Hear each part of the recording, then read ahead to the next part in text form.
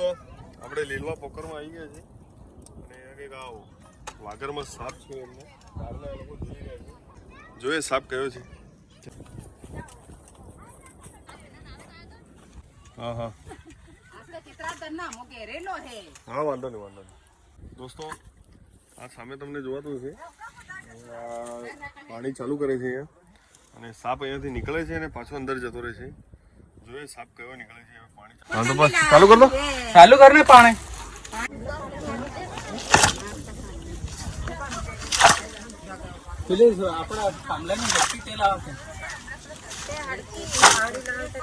પાણી ચાલુ કરો. પાણી ચાલુ કરો ને.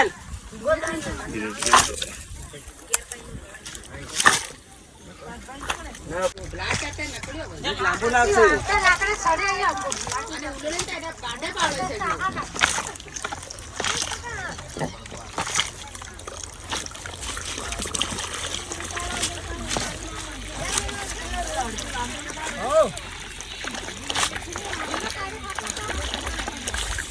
બધું પાણી ભરવા દે.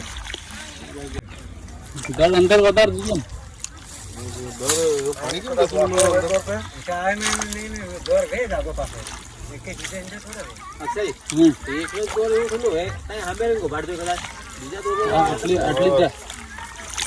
બહાર પડ્યો તો પડી રહ્યો હળી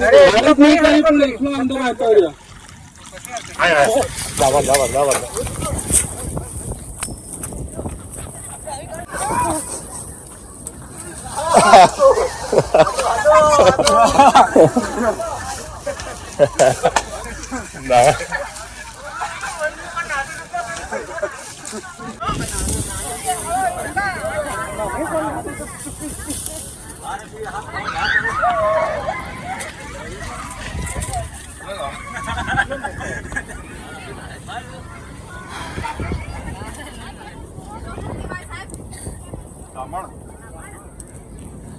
એ તમારે તો પેલું બચ્ચું અહીંથી પકડ્યું હતું ને.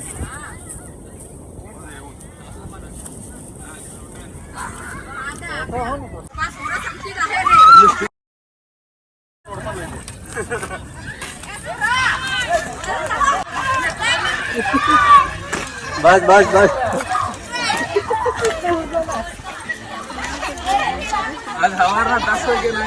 દોસ્તો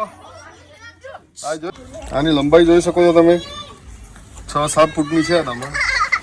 અને આ કારની ઘરમાં આ ઘરની આજુબાજુ ખેતર છે એની જોડે દરમાં ઘૂસેલી હતી અને આ લોકો 1 કલાકના 2 કલાકના એને કાઢવા માટે મથેલા હતા અને બહાર નીકળીને પાછી અંદર જતી રહી હતી અને મારે 2 કોલ હતા તો ત્યાં રેસ્ક્યુ કરવા ગયેલો હતો.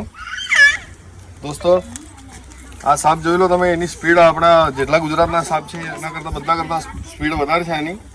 આ સાપમાં ઝેર હોતું નથી. આ બિનઝેરી સાપ છે પણ આની લંબાઈના કારણે લોકો એનાથી ડરે છે. એને આપણે ઇંગ્લિશમાં રેડ સ્નેક અને ગુજરાતીમાં ધામણ અને આપણા ત્યાંની પબ્લિક એને સિતોડું તરીકે ઓળખે છે.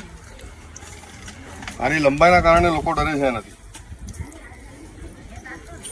આનું રેડ સ્નેક કેમ નામ છે કે ઉંદર એનો પ્રિય ખોરાક છે. આ સાપ વધારે ભાગે ઉંદરની પાછળ ઘરોમાં આવી જાય છે અને કોઈને નુકસાન કરતો નથી. આ સાપ જોઈ શકો છો તમે. કેટલો સુંદર સાપ છે. દોસ્તો આને પેક કરી એની અનુકૂળ જગ્યામાં આપણે રિલીઝ કરીશું. દોસ્તો આ સાપને આપણે જોઈ શકો છો તમે. એની ઓળખ તમને કહું. એનું મોઢું છે આ. એના મોઢાની સાઈડમાં 2 ધારી હશે અને એનું મોઢું પતલું હોય છે. વચ્ચેનો ભાગ જાડો હોય છે અને પાછળનો ભાગ પીળા કલરનો હોય છે. એનો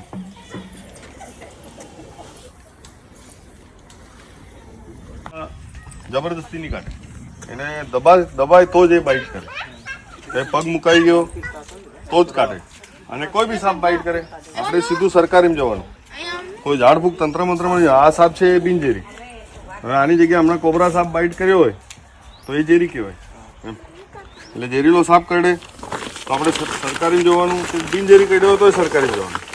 હવે આપણે ઓળખતા નહીં હોય એ બિનઝેરી કે ઝેરી.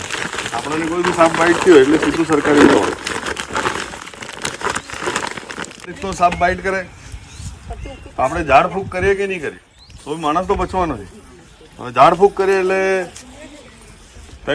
હવે કોઈ બીજાને કરડ્યો એને ઝેરી કર્યો હોય.